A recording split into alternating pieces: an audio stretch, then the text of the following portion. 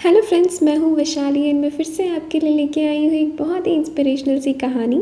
तो अगर आप सोचते हैं कि आपकी लाइफ में सब कुछ गलत हो रहा है तो आपको ये कहानी एक बार ज़रूर सुननी चाहिए। आपके साथ सिर्फ अच्छा ही होगा।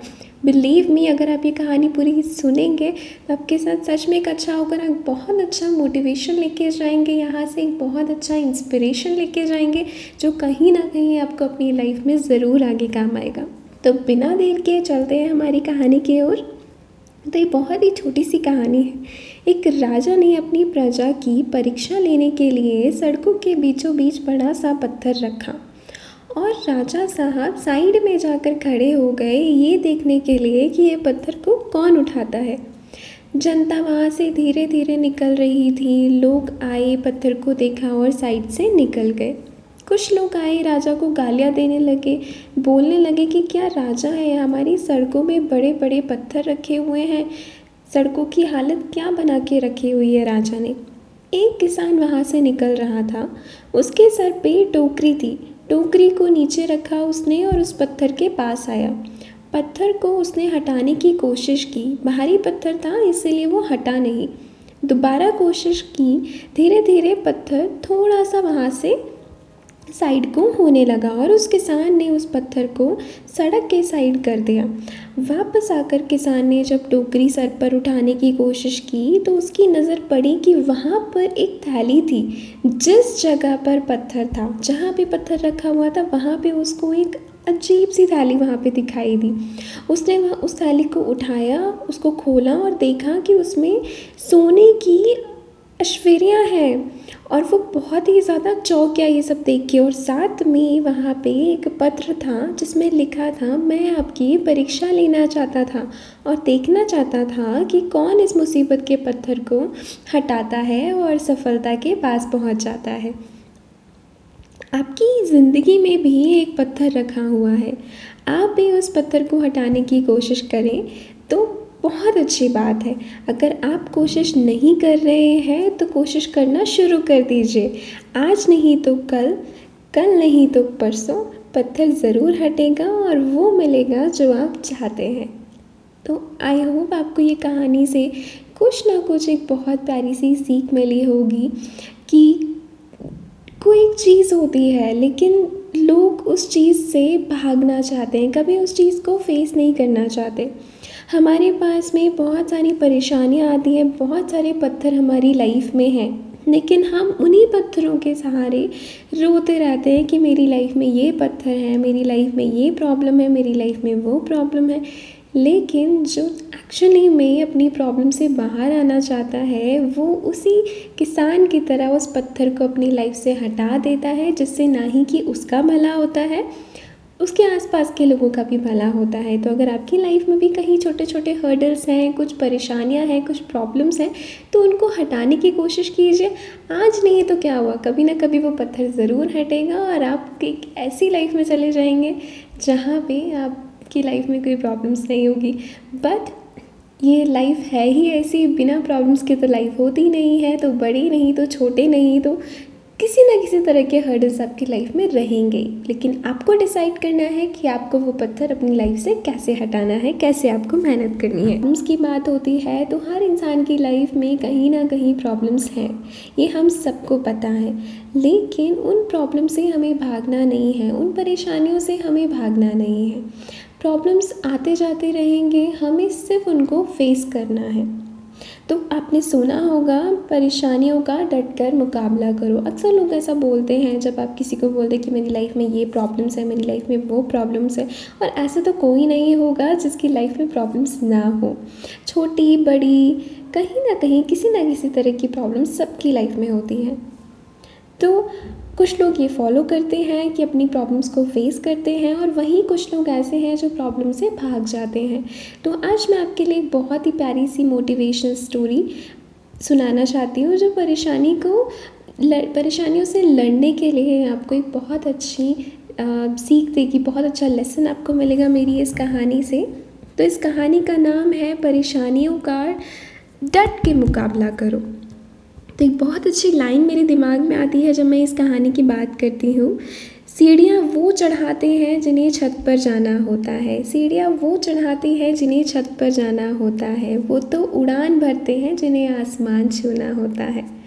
तो बिल्कुल जिन्हें आसमान छूना होता है वो ज़रूर उड़ान भरते हैं, एंड आप भी उड़ान ज़रूर भरेंगे किसी ना किसी दिन। तो इसी के साथ चलते हैं हमारी कहानी की ओर। एक इंसान बहुत परेशानी में था।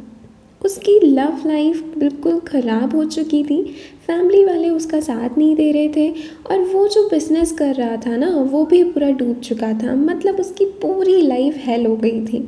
जैसे कि हम बोलते रहते कि हमारी लाइफ ही ख़राब है, भले ही हमारी लाइफ में कुछ गलत नहीं हो रहा है, फिर भी अक्सर लोग बोलते हैं कि मेरी तो लाइफ ही ख़राब है। तो सेम उसके साथ ऐसा हो रहा था कि उसकी लाइफ में बहुत सारी प्रॉब्लम्स थी, और सब कुछ सब चीज़ों से वो हार चुका था। उसकी ज़िंदगी में एक परेशानी ख़त्म नहीं होती थी और दूसरी परेशानी खड़ी हो जाती थी। वो अपनी ज़िंदगी से इतना परेशान हो गया था कि अपनी ज़िंदगी ख़त्म करने चला था। वो एक पहाड़ पर जाके चढ़ गया। जब वो पहाड़ पर पहुंचा तो एक बाबा जी पहले से वहाँ पे तपस्या कर रहे थे। बाबा जी ने सुनसान पहाड़ पर इंसान को देखा तो पूछा, यहाँ तक कैसे पहुँचे तुम?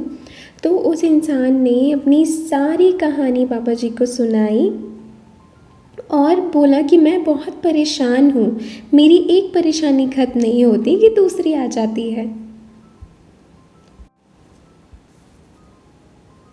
बाबा जी ने कहा कि इतनी सारी परेशानियों का तो एक ही सॉल्यूशन है, वो मैं तुम्हें बताता हूँ, पर तुम्हें मेरे साथ चलना पड़ेगा। तो दोनों चलने लगे और चलते चलते रेगिस्तान आ गया। रेगिस्तान में एक ऊँटों का व्यापारी था जो ऊँटों के साथ रुका हुआ था। बाबा जी ने कहा कि आज शाम हम यहीं रुकेंगे, यहीं विश्राम करेंगे और कल सुबह यहाँ से हम चल देंगे। जैसे ही रात हुई तो बाबा जी ने उस इंसान को अपने पास बुलाया और कहा कि देखो, ऐसी बात है कि ये व्यापारी बहुत बीमार है, मैं नहीं चाहता कि इसकी नींद खराब हो। आज रात जब तक सारे ऊँट नहीं सो जाते तब तक जागे रहना। जैसे ही ऊँट सो जाएंगे तुम सो जाना। इतना सा काम तुम्हें आज रात को करना होगा। इंसान ने कहा, चलो बाबा जी कह रहे हैं तो इसमें कुछ बात छुपी हुई होगी। रात बीत गई। अगली सुबह बाबा जी उस इंसान के पास पहुँचे और पूछा, नींद सही से हुई कि नहीं हुई? इंसान बोला, कहाँ नींद आई, यहाँ ऊँट सोता और दूसरा ऊँट उठ जाता। रात भर ऐसा ही चलता रहा कि एक ऊँट उठ रहा था, एक ऊँट सो रहा था, और मेरी पूरी नींद खराब हो गई। रात भर मुझे नींद ही नहीं आई। बाबा जी ने कहा, यही तो बात मैं तुम्हें समझाना चाहता हूँ। ज़िंदगी में एक परेशानी ख़त्म होती है तो दूसरी आ जाती है, दूसरी ख़त्म होती है तो तीसरी आ जाती है। एक के बाद एक आती रहेंगी। परेशानियों का डट कर मुकाबला करना होगा।